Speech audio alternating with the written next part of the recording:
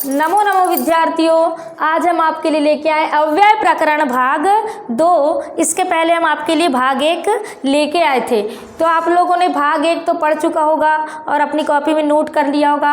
आज हम आपके लेके आए अव्यय प्रकरण भाग 2।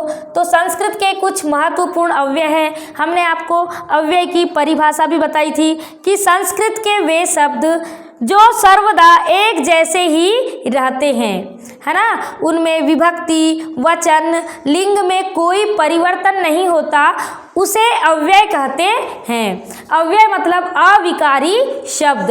अव्यय मतलब अविकारी शब्द। तो देखिए कुछ और महत्वपूर्ण अव्यय हैं। इसके पहले और कुछ मैंने अव्यय आपको नोट करवा दिया है, आप लोग देख लीजिएगा, मैंने वीडियो डाल दिया है भाग 1 का। तो अव्यय देखिए, वा अर्थ है इसका या अथवा, वृथा व्यर्थ, सर्वदा सदा सदैव, क्या ये अव्यय है। अर्थ है इसका नित्य, खलु निश्चय ही, ईसत थोड़ा ही, धिक् यानी धिक्कार, नमः यानी नमस्कार प्रणाम। नमः भी क्या है, अव्यय है। चेत यादि, तत्र वहाँ, ततः उसके बाद वहाँ से, तदा तदानीम तब, तू यानी तो, तुष्णीम यानी चुप, तुष्णीम यानी चुप, नूनम निश्चय ही, पुनः फिर। देखिए सायं शाम, इसमह था थी थे, इसमें भी क्या है, अव्यय है। अथ किम और क्या, अथ का मतलब और किम का मतलब क्या, बहुधा अक्षर, माँ नहीं, मुहु मुहुः, मुहु मुरुह, भूयः बार बार, यावत यानी जब तक, प्रसह बलात्, नक्तम रात, ही यत यतो ही का मतलब है क्योंकि, यदि अगर, स्वयं अपने आप, हाँ कल बीता हुआ, जातु यानी कभी, और सनेह यानी धीरे, सनेह सनेह यानी धीरे धीरे। तो ये है अव्यय, आप लोग नोट कर लीजिएगा, देख लीजिए। ये संस्कृत के कुछ महत्वपूर्ण अव्यय हैं। इसके पहले भी और कुछ अव्यय लेके आए थे हम, और अर्थ सहित आप लोग जरूर नोट कीजिएगा। अब हम आपको कुछ समझा रहे हैं अव्ययों का वाक्य में प्रयोग। जो अव्यय हैं उनका हम आपको वाक्य में प्रयोग, तो देखिए कैसे वाक्य में प्रयोग करेंगे।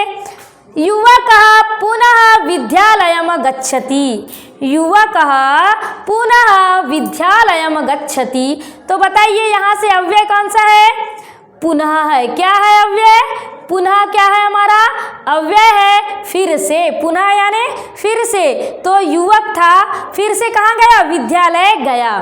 शिशुः उच्चैः रोदनम करोति, हमने आपको उच्चे का अर्थ बताया था। उच्चे क्या है हमारा, अव्यय है। तो देखिए उच्चे का अर्थ होता है जोर से, है ना। तो शिशु जोर से रोता है, शिशु क्या करता है, जोर जोर से कैसा हो रहा है, रो रहा है। बालक सने सने चलती, बालक धीरे धीरे, सने सने का अर्थ है धीरे धीरे चलता है। सायं भ्रमण कालः भवति, तो सायं का अर्थ होता है शाम, सायं मतलब शाम। तो शाम को क्या होता है, भ्रमण काल होता है, शाम का जो समय होता है भ्रमण काल का होता है। अब देखिए कुछ वस्तुनिष्ठ प्रश्न हैं जो आपकी परीक्षा में पूछे जाते हैं, ऐसे ही पूछे जाते हैं। इन्हीं में से ये इम्पोर्टेंट है, इन्हीं में से भी पूछ सकते हैं, दूसरे भी पूछ सकते हैं। तो आप लोग को अव्यय कैसे अलग करना है, तो हम कुछ वस्तुनिष्ठ प्रश्न आपको बता रहे हैं। देखिए, सदाचारः एव परमो धर्मः, अस्मिन् वाक्ये अव्ययम अस्ति। तो 4 आपको क्या दिए जाएंगे, ऑप्शंस दिए जाएंगे 4।